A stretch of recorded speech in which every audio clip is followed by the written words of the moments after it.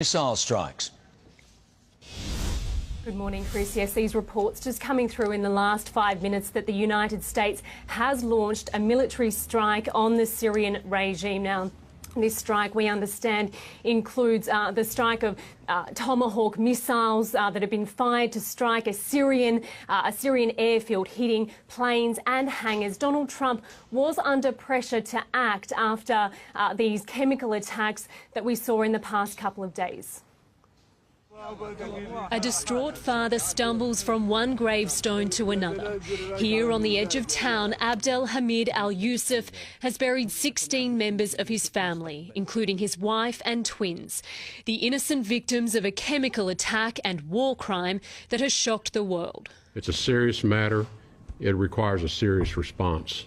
After declaring it would stay out of Syrian politics just days ago, the Trump administration had this stark warning for Bashar al-Assad. With the acts that he has taken, it would seem that there would be no role for him to govern the Syrian people. Images like these horrified President Trump. He campaigned on putting America first, but has since acknowledged the humanitarian crisis is now his responsibility.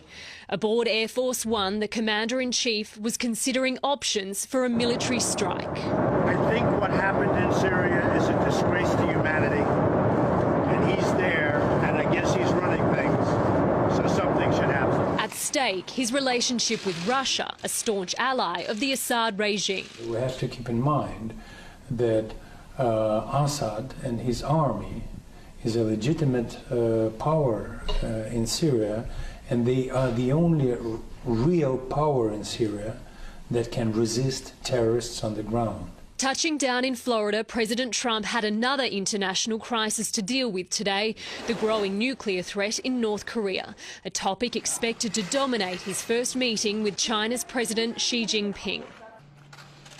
Thank you.